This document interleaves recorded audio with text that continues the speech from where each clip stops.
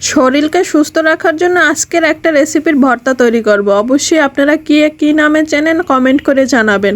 তো আসসালামু আলাইকুম বন্ধুরা, চলুন মূল ভিডিওটি শুরু করা যাক। আপনাদের সামনে যে শাকটা দেখা যাচ্ছে এটাকে কি নামে চেনেন? বরিশালের ভাষায় এটাকে বলে তেলাচোরা শাক এবং শুদ্ধ ভাষায় বলে তেলাকুচা শাক। তো আপনারা কি নামে চেনেন অবশ্যই জানাবেন। এই শাকটা তো অনেকভাবেই রান্না করে খাওয়া যায়, ঝোল করা যায়, ভাজি করা যায় এবং ভর্তা করা যায় এবং বড়া বানিয়েও খাওয়া যায়।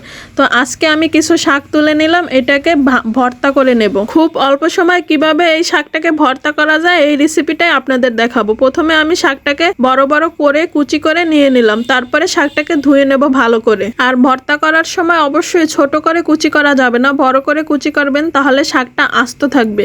আর ছোট করে কুচি করতে গেলে শাকটা গলে যাবে। এরপরে আমার শাক দেওয়া কমপ্লিট হয়ে গেল। এবার আমি চুলায় পাতিল বসিয়ে দিলাম, তেল ছাড়া সিদ্ধ করে নিতে হবে। তারপর আমি শাকগুলো দিয়ে দিলাম, তারপর কাঁচামরিচ ফালি, পেঁয়াজ, রসুন এইগুলো আমি দিয়ে দেব।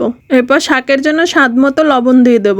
লবণ দিয়ে 5 মিনিটের জন্য ঢাকনা দিয়ে দিলাম। 5 মিনিট পরে ঢাকনা উঠিয়ে শাকটাকে উল্টিয়ে লাড়া দিয়ে দেব, যেন শাকটা নিচে না লেগে যায়। তারপরে শাকগুলো সেদ্ধ হওয়ার পরে শাকগুলো তুলে নেব।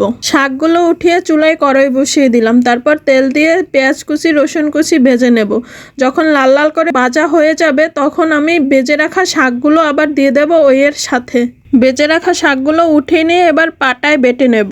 আপনারা চাইলে ব্লেন্ডার করে নিতে পারেন। পাটায় বাটলে ভর্তাটার যে স্বাদ লাগে ব্লেন্ডার করলে ওই স্বাদটা আর লাগে না। আর অবশ্যই ভর্তাটা মিহি করে বাটবেন, তাহলে বেশি স্বাদ লাগবে। একবার বেটে তারপর আবার দ্বিতীয়বার বাটবেন, তাহলেই বেশি ভর্তাটা স্বাদ হবে। এবং পরে একটু সরিষার তেল দিয়ে দেবেন।